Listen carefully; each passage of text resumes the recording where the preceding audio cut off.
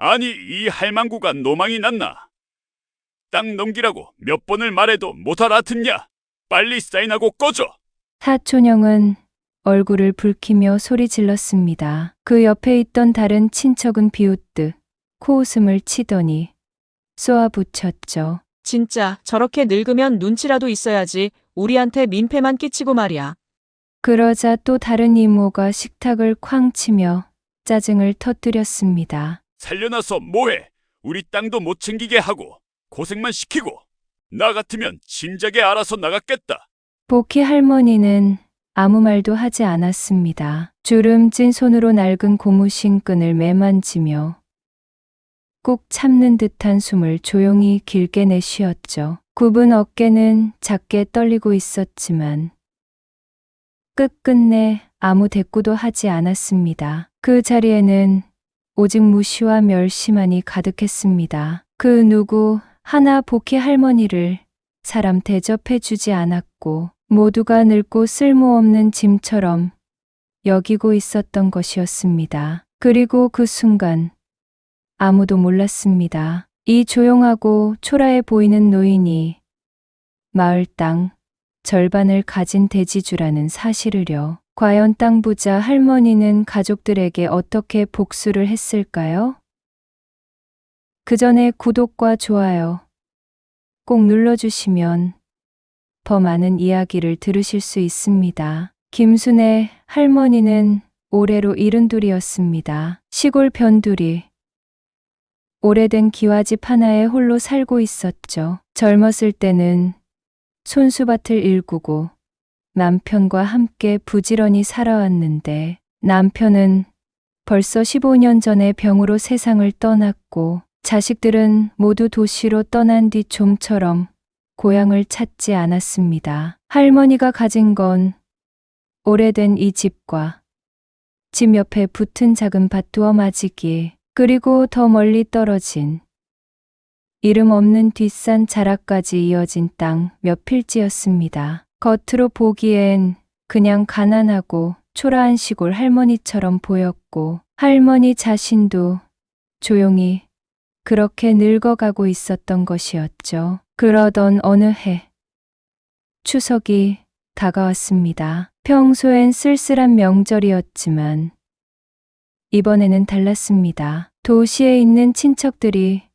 형식상이라도 내려오겠다고 약속했기 때문이었습니다. 그 소식을 들은 할머니는 오래된 장롱을 열어 먼지가 내려앉은 식탁볼을 꺼내 손수 빨아서 말렸고 한 구석에서는 갓 수확한 햇밤과 직접 농사지은 콩을 손질하며 들떴습니다. 아이고 우리 복순이도 온다 했지. 승현이도 오는 기가. 할머니는 흥분을 감추지 못하고 하루 종일 집안을 청소했는데 굽은 허리를 펴가며 빗자루질을 하고 거친 손으로 창틀을 훔치고 반짝이는 유리창을 만들려고 애썼습니다. 하지만 도시에서 오는 친척들의 분위기는 전혀 달랐습니다. 아휴, 귀찮아. 이번에 그냥 대충 얼굴만 비추자. 시골이 뭐 볼 거 있다고? 할머니 얼굴만 보고 밥 한 끼 먹고 바로 나오자. 장남인 큰삼촌은 강남에 아파트 2채를 가진 부동산 중개업자였고 말투 하나하나에서 돈 냄새가 풍겼습니다. 둘째 고모는 도심에서 피부과를 운영하는 원장이었는데 명품 가방에 샤넬 구두를 신고도 시골에 오는 걸 꺼리는 기색이 역력했죠. 막내 삼촌은 작은 무역업체를 다니고 있었는데 항상 큰소리치기 좋아하고 허세 섞인 말투를 뽐내기 바빴습니다. 나는 해외 출장이 잦아서 바쁜 몸이야. 이번에도 진짜 시간 억지로 낸 거야. 조카들은 더 가관이었습니다. 20대 후반에서 30대 초반 사이 하나는 대기업 과장이라고 거들먹거렸고 다른 하나는 인플루언서라며 명품 옷차림을 뽐내며 내려왔죠. 시골길에 차를 대는 것조차 꺼리는 듯 차에 흙 묻으면 어쩌냐? 라는 푸념이 먼저 나왔습니다. 도시 친척들은 명절을 축하하러 오는 게 아니라 형식상 얼굴이나 비추고 요식 행위만 하고 돌아갈 요량이었죠. 어쩌면 그들의 머릿속에는 할머니가 가진 것을 한번 슬쩍 엿보고 가려는 마음도 있었을 겁니다. 명절 당일 아침, 김순의 할머니는 새벽부터 일어나 정성껏 음식을 준비했습니다. 직접 키운 무로 담근 깍두기, 탱탱하게 삶은 나물, 고소한 잡채에 손수 부친 동그랑땡까지. 작은 부엌은 할머니의 땀, 냄새와 음식 냄새로 가득 찼습니다. 이거 먹으면 우리 애들 기뻐하겠지. 오랜만에 집밥 먹는 기라. 할머니는 주름진 손으로 반찬 하나하나를 다듬으며 미소를 지었고 얼굴에는 기대와 설렘이 가득했었습니다. 그러나 점심시간이 지나도록 친척들은 오지 않았습니다. 핸드폰을 몇 번이나 들여다봤지만 아무 연락도 없었고 할머니는 마당 앞을 몇 번이나 나가 들락거렸습니다. 그러다 겨우 늦은 오후가 되어서야 비싼 외제차 여러 대가 먼지를 일으키며 집 앞에 도착했습니다. 차문이 열리자 친척들은 내리자마자 인상을 찡그렸습니다. 시골 냄새부터 다르네. 누구 하나 환한 미소로 할머니를 부르지도 않고 심지어 멀찍이서 고개만 까딱하고는 마당에 서 있었습니다. 할머니는 허둥지둥 반겨 맞으며 말했죠. 어서 와라. 먼 길 오느라 힘들었지. 밥 다 해놨다. 어여 들어가자. 그러나 친척들은 집안을 들어오면서부터 계속 투덜거렸습니다. 집이 이게 뭐야? 아직도 이런 데서 살아? 허름해도 정도껏 허름해야지. 큰 삼촌은 집안을 둘러보며 코웃음을 쳤고 둘째 고모는 손수건으로 코를 막으며 거들었습니다. 저 장판 색깔 봐, 세상에. 어떻게 이딴 데서 살 수 있지? 그들의 말은 마치 사람을 대하는 게 아니라 지저분한 짐승 우리를 평가하는 듯한 냉정함이 묻어났습니다. 하지만 김순의 할머니는 꿋꿋하게 웃으며 식탁에 차린 음식을 가리켰습니다. 어서 와서 밥 먹어라. 다 정성껏 한 거다. 그러자 조카 중 한 명이 수저를 들며 비웃었습니다. 요즘 누가 시골 밥 먹냐? 우리 엄마가 도시에서 오더라도 샐러드 먹는데. 할머니는 잠시 멈칫했지만 애써 미소를 지으며 자리에 앉았습니다. 식사 내내 친척들은 핸드폰을 만지작거리거나 옆 사람과 수군거리며 허세 가득한 이야기만 늘어났습니다. 우리 아들 이번에 아파트 계약했잖아. 강남의 새 아파트야. 나는 이번에 차 바꿨는데 벤틀리가 얼마인 줄 알아? 할머니는 그런 이야기들을 들으며 묵묵히 국을 뜨고 있었고 조심스럽게 음식을 권했지만 거들떠보지도 않는 친척들이 대부분이었습니다. 시간이 흐를수록 그 간극은 더욱 깊어져만 갔습니다. 할머니가 찬물에 손을 담그며 상을 차리고 있을 때 강 안에서는 친척들이 쉴 새 없이 떠들어댔습니다. 큰 삼촌이 투덜거리듯 말했습니다. 아니, 이게 무슨 집이야? 에어컨도 없고 쾌쾌한 냄새 나고 여기서 자란 것도 죄냐? 작은 이모는 손부채질을 하며 코를 찡그렸습니다. 진짜 여긴 사람 살 곳이 아니야. 시골 총구석 괜히 왔다니까. 조카 하나가 침을 튀기며 덧붙였습니다. 에이, 그냥 모텔 잡아버리죠. 여기서 하루 자다간 병나겠어요? 결국 그들은 한참을 고민한 척 하더니 당당하게 말했다. 할머니, 저희는 읍내 모텔로 갈게요. 여기선 도저히 못 자겠어요. 할머니는 물끄러미 그들을 바라보았습니다. 들뜬 마음으로 부엌을 청소하고 새 이불까지 꺼내놓았던 시간이 허무하게 쓰러지는 순간이었죠. 그래도 할머니는 웃었습니다. 그래, 편한 데서 자거라. 그러나 마음 한구석은 서늘하게 저려왔습니다. 남은 건 정막뿐이었습니다. 할머니는 작은 방 구석에 앉아 뒷이불을 접으며 한숨을 쉬었습니다. 할머니는 혼자 외롭게 촌집을 지키고 있었지만 이 마을 모두가 싸늘했던 건 아니었습니다. 명절을 맞아 도시 친척들이 떠들썩하게 찾아오기 전날 이웃집 영숙이 아주머니가 작은 보따리를 들고 찾아왔습니다. 할머니, 내일 친척들 온다면서요? 바쁘실 텐데 이거라도 좀 챙기세요. 보따리 속에는 손수 빚은 송편과 막순 식혜가 담겨 있었어요. 할머니는 주름진 손으로 보따리를 받아 들고 한참 동안 말없이 바라봤습니다. 내 새끼들이 바빠서 못 온다고 오는 사람도 많은데 그래도 할머니는 복 받은 거예요. 영숙이 아주머니는 농담처럼 웃으며 돌아섰지만 그 뒤에 숨은 따뜻한 배려는 할머니 가슴에 오래 남았습니다. 그리고 마을 반장 아저씨도 명절 아침에 일부러 찾아왔었죠. 할머니, 무거운 거 있으면 말씀하세요. 애들한테 시켜서라도 도와드릴게요. 허름한 잠바를 걸친 반장 아저씨는 농기구, 수리도 도와주고 쓸쓸한 마당까지 함께 정리해 주었습니다. 할머니는 말없이 고개를 끄덕였지만 속으로는 눈물이 핑 돌았습니다. 아직 이 세상 다 차갑기만 한 건 아니구나.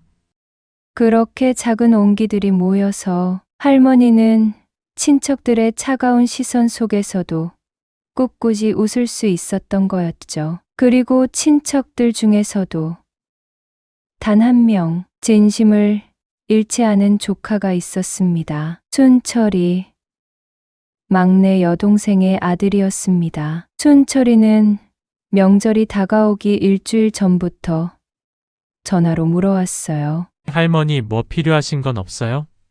서울에서 사다 드릴게요.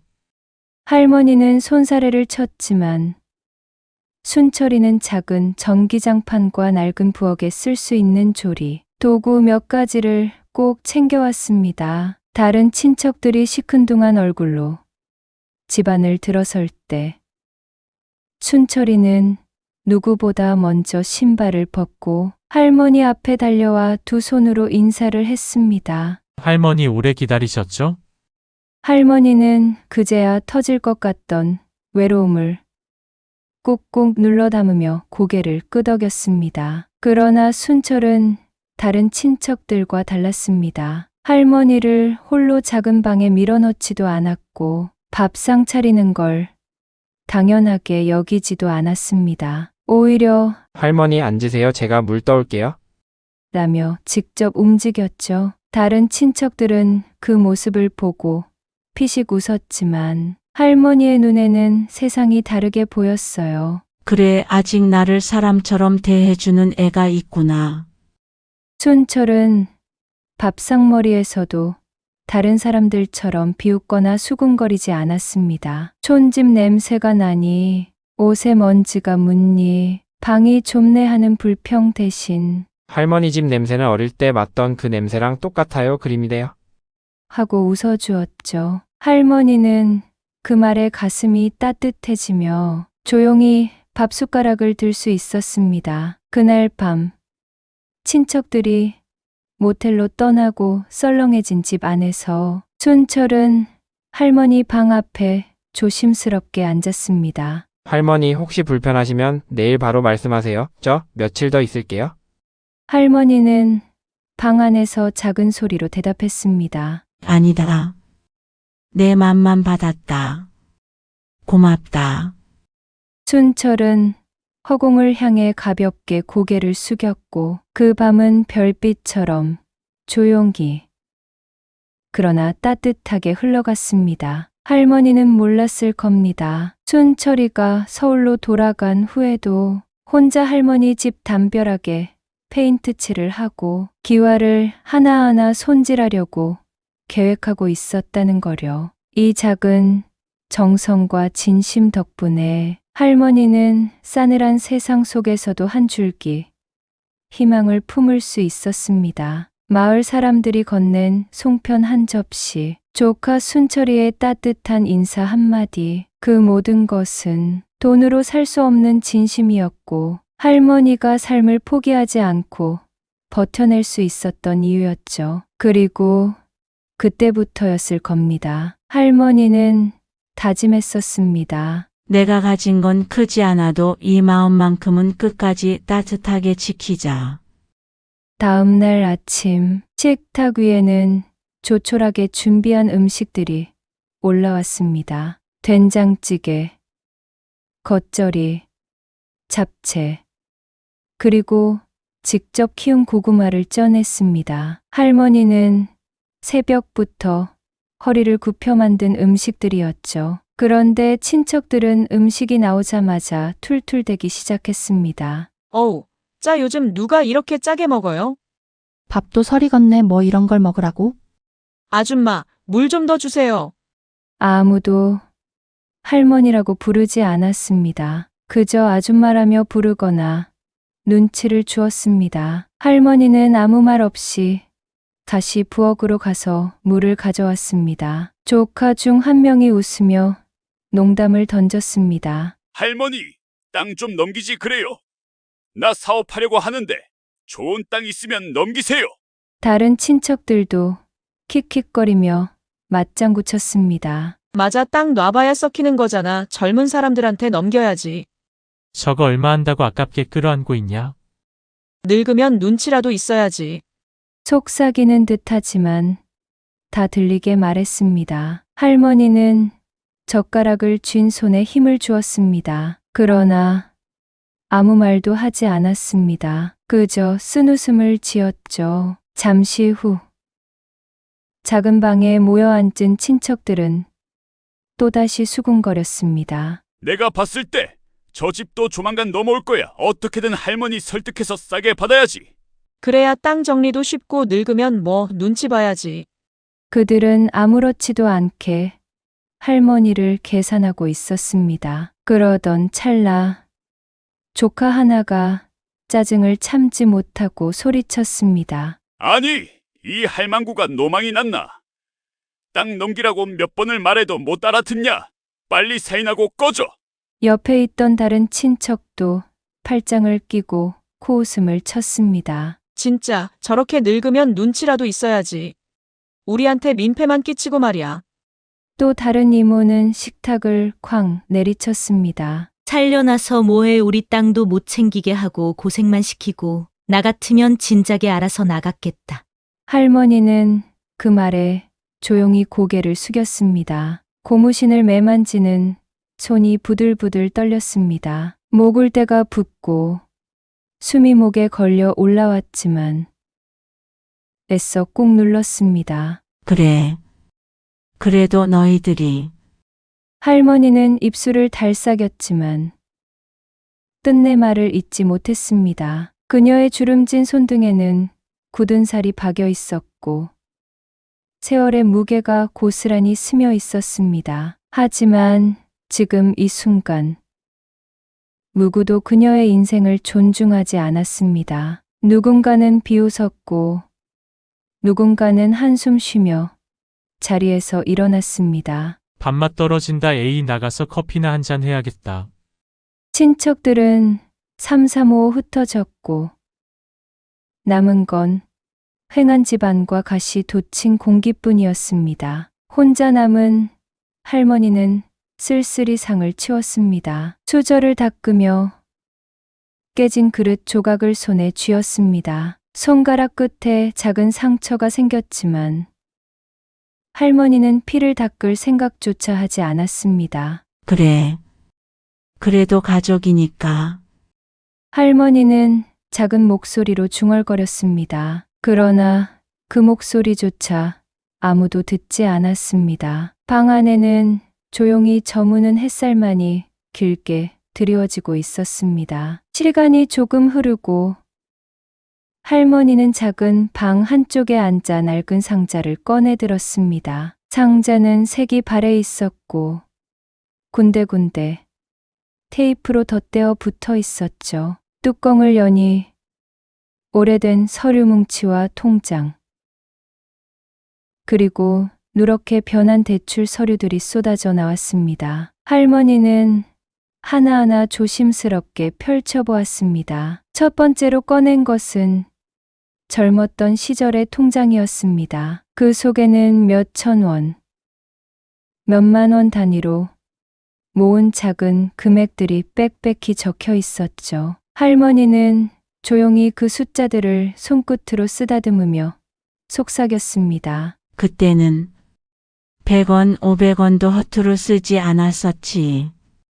할머니와 남편은 아주 어린 시절 맨손으로 시작했습니다. 허허벌판이었던 마을 구석에 반쯤 무너진 초가집 하나를 빌려 살면서 작은 밭을 일구기 시작했었죠. 봄이면 돌덩이 같은 땅을 호미로 찍어가며 씨앗을 심었고, 여름이면 구부린 허리에 땀띠가 가득 생겨도 쉬지 않고 일했습니다. 가끔씩은 비바람이 불어 농작물을 모조리 쓸어가기도 했고, 가뭄에 멀쩡한 작물이 바싹 타 죽는 해도 있었지만, 그럴 때마다 두 사람은 서로를 다독이며 다시 일어섰습니다. 한 해 망쳐도 또 심으면 돼. 우리 땅이 있잖아. 남편은 항상 그렇게 말했습니다. 그 믿음 하나로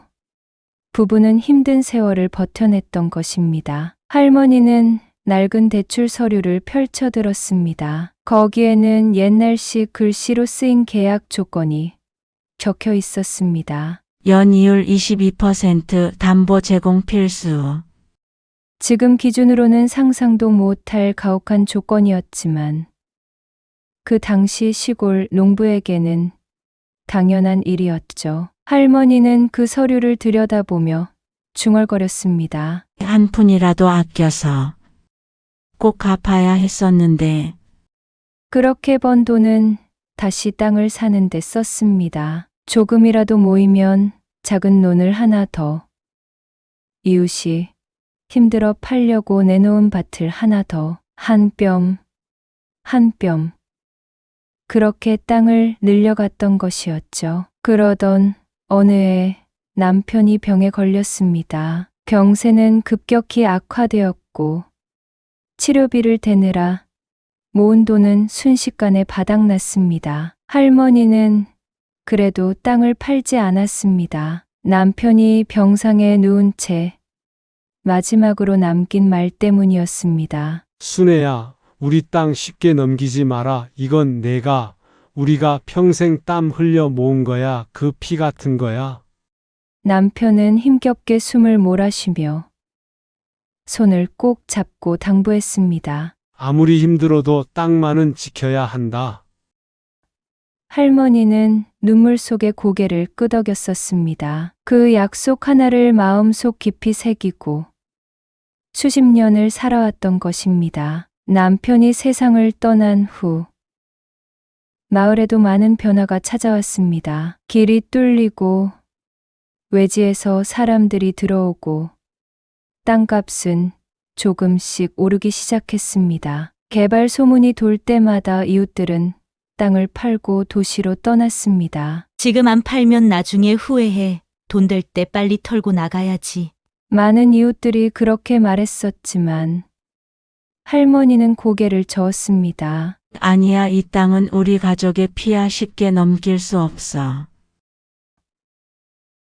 그래서 할머니는 몇 번이나 땅을 팔라는 중개업자들의 제안을 단호히 거절했었죠. 매번 거절할 때마다 할머니는 외로웠습니다. 친구들도 하나둘 떠나가고 이웃집 창문들도 닫히고 마을은 점점 적막해졌습니다. 그래도 할머니는 집 앞 작은 밭을 매만지며 묵묵히 살아갔습니다. 해마다 봄이면 고구마 싹을 틔우고 여름이면 수박을 키웠고 가을이면 단호박을 수확했습니다. 비록 누가 알아주지는 않았지만 땅을 지키고 있다는 자부심이 그녀의 삶을 지탱해 주었습니다. 사람들은 몰랐겠지. 내가 얼마나 무서웠는지, 얼마나 외로웠는지.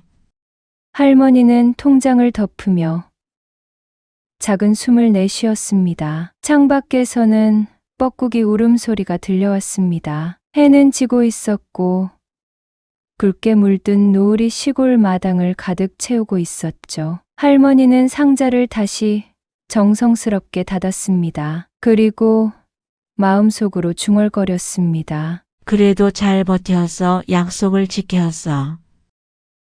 그녀의 얼굴에는 비로소 미소가 떠올랐습니다. 어쩌면 그 미소는 지나온 세월에 대한 작은 위로였는지도 몰랐습니다. 할머니는 평소처럼 조용히 집 주변을 정리하고 있었습니다. 그날도 변함없이 오래된 빗자루로 나당을 쓸던 중 낯선 차 한 대가 먼지를 일으키며 집 앞에 멈춰 섰습니다. 문이 열리더니 번듯한 양복을 입은 젊은 남자가 다급하게 뛰어왔습니다. 혹시 여기 김순애 할머니 댁 맞습니까? 할머니는 약간 경계하는 듯 고개를 끄덕였습니다. 남자는 숨을 돌리며 가급하게 말을 이었습니다. 할머니, 정말 죄송하지만 급히 드릴 말씀이 있습니다. 할머니는 빗자루를 내려놓고 마루 끝에 앉았습니다. 그제야 젊은 남자가 들려준 이야기의 요점은 이랬습니다. 할머니 땅 일대가요. 이번에 국가 주도로 개발 확정났습니다. 역세권 지정되고 대형 쇼핑몰도 들어온대요. 지금 시세만 계산해도 최소 수십억입니다. 서울 강남에 아파트 몇 채는 거뜬히 사실 수 있어요. 할머니는 눈을 깜빡이며 남자를 바라봤습니다. 그리고 천천히 물었습니다. 그럼 우리 밭도? 남자는 손바닥을 펼치며 웃었습니다. 당연하죠. 할머니 밭이 중심부예요. 이 마을 땅 절반 이상이 할머니 소유라고요. 할머니는 고개를 끄덕이며 조용히 속삭였습니다. 그랬구먼. 이 대화는 마침 안방 쪽에서 할머니를 흘깃거리던 친척들의 귀에 고스란히 들어가고 있었습니다. 작은 고추처럼 앙칼진 성격을 가진 막내 조카가 눈을 동그랗게 뜨고 중얼거렸습니다. 뭐? 몇십억? 큰아버지는 손에 들고 있던 커피를 흘릴 뻔하며 중얼거렸습니다. 설마 그 조그만 밭이 그렇게 된다고? 도시에 사는 둘째, 이모는 얼굴이 새하얘진 채 서로를 번갈아 쳐다봤습니다. 우리 이거 잘못 건드린 거 아냐? 그때부터 친척들의 분위기가 확 바뀌기 시작했습니다. 평소라면 할머니가 다가오기만 해도 짜증을 냈던 큰 조카가 벌떡 일어나 할머니 쪽으로 달려왔습니다. 할머니 아까 제가 드린 홍삼 있잖아요? 다 드셨죠? 이번에 더 좋은 걸로 사왔어요. 막내딸은 그보다 더 노골적이었습니다. 할머니, 저 지난번에 너무 바빠서 인사도 제대로 못 드렸어요. 죄송해요. 오늘은 꼭 앉아서 얘기 좀 나눠요. 방금 전까지만 해도 할머니를 거들떠보지도 않던 친척들이 이제는 물을 떠다 주겠다, 의자를 끌어주겠다, 살갑게 팔짱까지 끼려 들었습니다. 할머니는 조용히 그 모습을 바라보았습니다. 고된 농사일로 굳은 손가락을 매만지며 그린 눈동자로 하나하나 친척들의 얼굴을 바라봤습니다. 마치 이들이 어떤 사람인지 처음부터 알고 있었다는 듯이. 그럼에도 불구하고 할머니는 입가에 작은 미소를 띄었습니다. 하지만 그 미소는 달콤한 것도 따뜻한 것도 아닌 조용하고 냉정한 미소였습니다. 그날 저녁 가족들은 갑자기 회의라도 소집한 듯 거실에 모였습니다. 한 사람, 두 사람, 서로 눈치를 보며 이야기를 꺼내기 시작했죠. 할머니, 사실 저희 그동안 표현이 좀 거칠었어요. 맞아요. 저도 사실 마음속으로는 늘 할머니를 존경하고 있었어요. 아까는 그냥 농담이었어요. 땅을 넘기라니 저희가 감히 어떻게 할머니 생각하면 눈물이 납니다. 진짜로 거짓말이 뻔히 들리는 고백들이 연달아 터져 나왔습니다. 어느새 거실 한가운데에는 과일 바구니며 홍삼 박스며 값비싼 선물 꾸러미들이 쌓여갔습니다. 심지어 큰 조카는 두 손을 모으며 말했다. 할머니, 이거 제 명함이에요. 필요하시면 언제든 연락 주세요. 제가 뭐든 도와드릴게요. 할머니는 가만히 그 모습을 지켜보다가 천천히 입을 열었습니다. 그래, 고맙다. 다들 이렇게 생각해 줘서. 그 목소리는 나긋나긋했지만 어딘지 모르게 단단했습니다. 그동안 내가 부족해서 너희가 힘들었겠구나. 순간 친척들은 움찔했습니다. 아무도 할머니의 속마음을 제대로 읽지 못했습니다. 하지만 그날 밤 할머니는 조용히 안방으로 들어가 상자 하나를 꺼냈습니다. 상자 안에는 깔끔히 정리된 등기권리증 여러 장이 들어 있었죠. 내일 변호사님하고 만나야겠구먼. 할머니는 혼잣말을 하며 상자를 꼭 끌어안았습니다. 할머니가 땅 서류가 담긴 상자를 품에 안은 채 방에서 나왔을 때 거실은 여전히 난장판처럼 어수선했습니다. 가족들은 눈치를 보며 속닥속닥 회의를 이어가고 있었죠. 큰아버지가 제일 먼저 입을 열었습니다. 할머니, 생각해보니까요. 요즘 세상에 혼자 땅 관리하는 거 쉽지 않잖아요. 그러니까 우리 가족끼리 공동 명의로 해놓는 건 어떨까요? 그 말이 떨어지자 둘째 이모가 재빠르게 거들었습니다. 그래요. 할머니, 그냥 저희 이름 조금만 넣어두시면 돼요. 그래야 나중에 혹시 일 생겨도 쉽게 대처할 수 있죠. 낙내 조카는 한술 더 떴습니다. 맞아요. 할머니가 걱정 없이 편하게 사시게 저희가 땅 관리 다 해드릴게요. 요즘은 세상 험해서 홀몸 어른은 위험하거든요.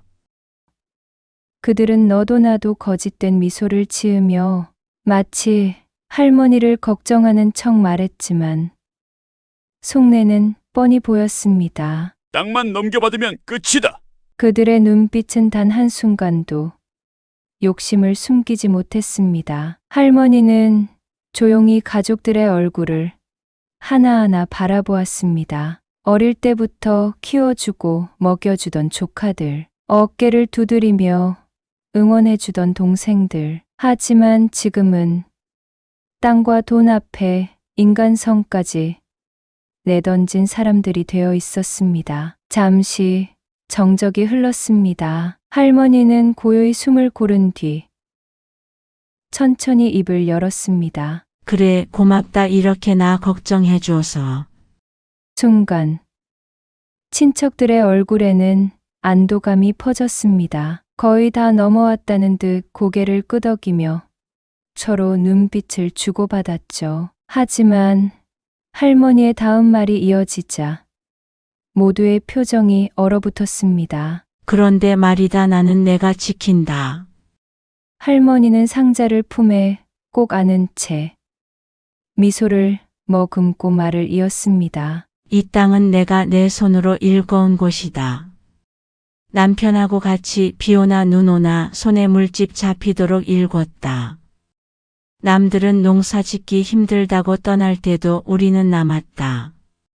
가뭄이 들어도 태풍이 와도 이 땅을 지켰다. 할머니의 목소리는 조용했지만 단호했습니다. 여기 있는 이 밭 한 뼘 논 한 떼기도 아무도 거저 주지 않았다. 다 내 땀방울이랑 남편 숨결로 만들어진 거다. 친척들은 머쓱하게 웃으며 다시 말을 꺼내려 했지만 할머니는 손을 들어 조용히 막았습니다. 내가 늙었다고 생각하지 마라. 내 몸은 늙었어도 마음은 아직 여기에 붙어 있다. 평생 여기서 살았고 앞으로도 여기서 살 거다. 순간 거실은 숨소리 하나 없이 조용해졌습니다. 큰아버지가 겨우 입을 열었습니다. 할머니 그래도 요즘은 좀 다르게 생각해야죠. 재산 관리라는 것도 있고. 할머니는 고개를 천천히 저었습니다. 내가 지킨다 평생 지켰던 것처럼 앞으로도 내가 지킬 거다.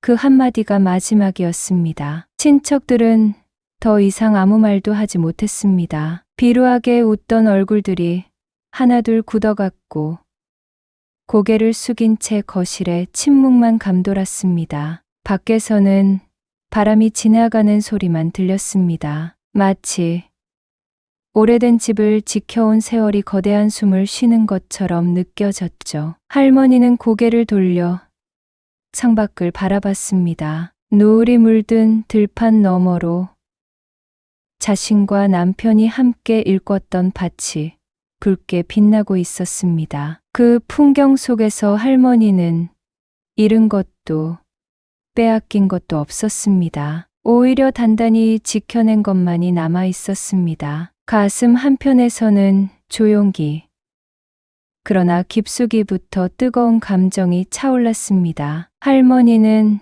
작게 중얼거렸습니다. 이 땅은 내 손으로 심었고 내 손으로 지켜낸 거다. 누구 것도 아니다. 내 인생이다.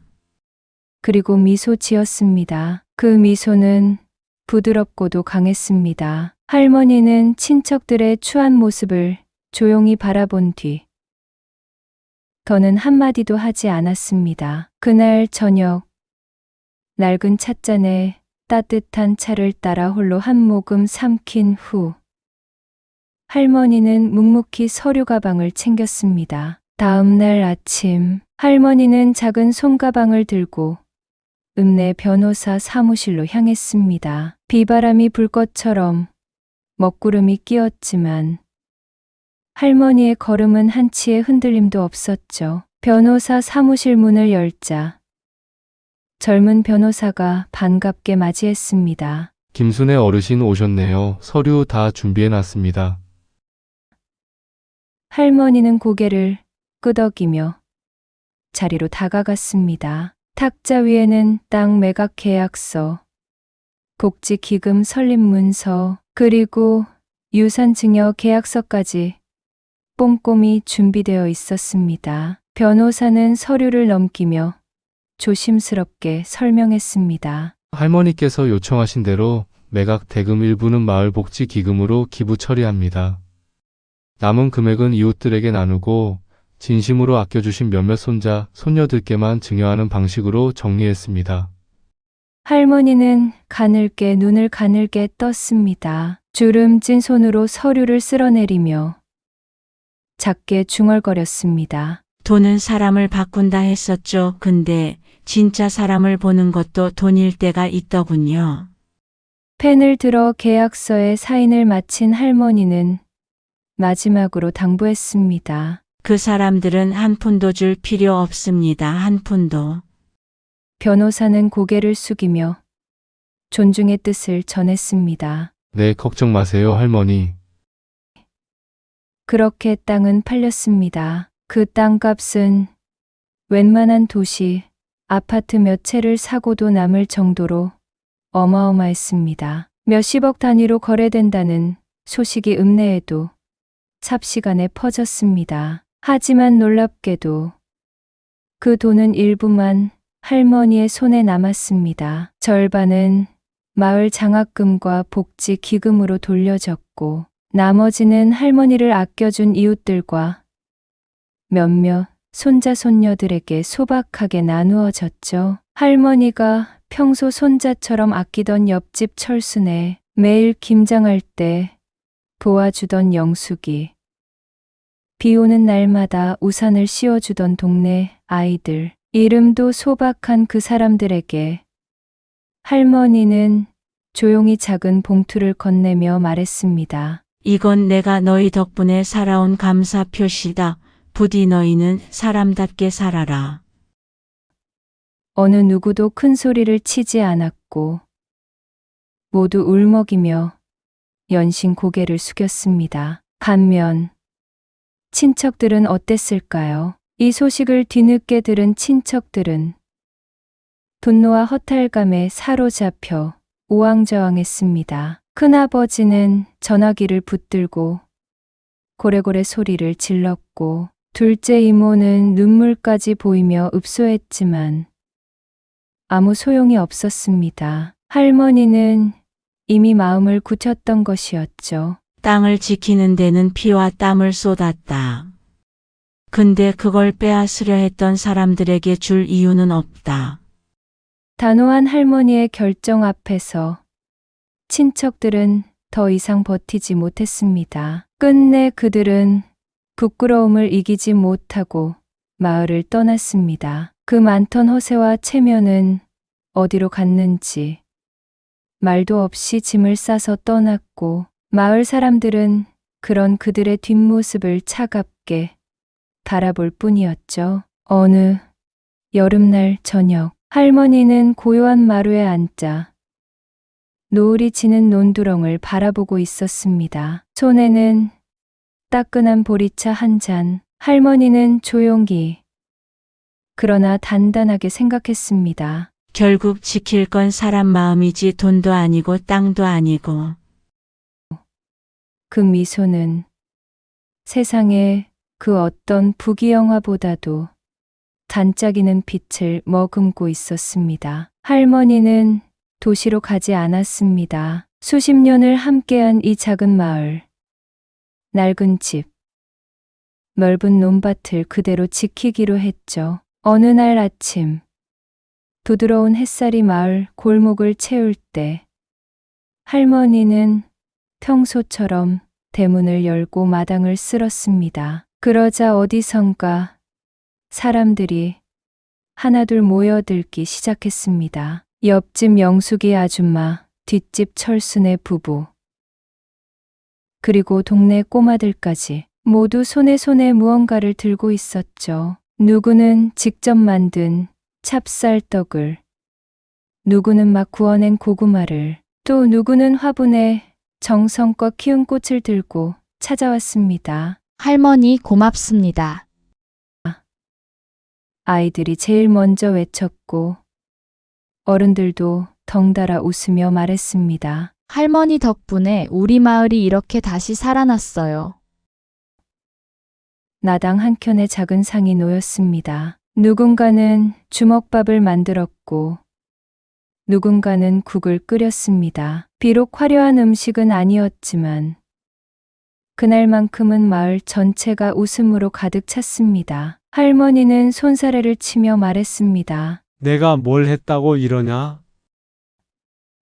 그러자 옆집 철수 아저씨가 웃으며 답했습니다. 할머니는 가진 걸 남긴 게 아니라 마음을 남기신 거죠. 잔치가 이어지는 동안 사람들은 돌아가면서 할머니에게 감사 인사를 전했습니다. 어릴 적 비 맞던 날 우산을 씌워줬던 이야기, 힘든 농사철이면 몰래 새참을 챙겨주던 이야기, 길 잃은 아이를 품에 안고 집까지 데려다 주던 이야기, 하나하나 오래도록 묻혀있던 따뜻한 기억들이 쏟아졌습니다. 할머니는 들을 때마다 멋쩍게 웃으며 손등으로 눈가를 훔쳤습니다. 내가 그런 걸 했었나 혼잣말처럼 중얼거리면서도 얼굴에는 미소가 떠날 줄 몰랐습니다. 잔치가 끝난 저녁 무렵 사람들이 하나둘 돌아가고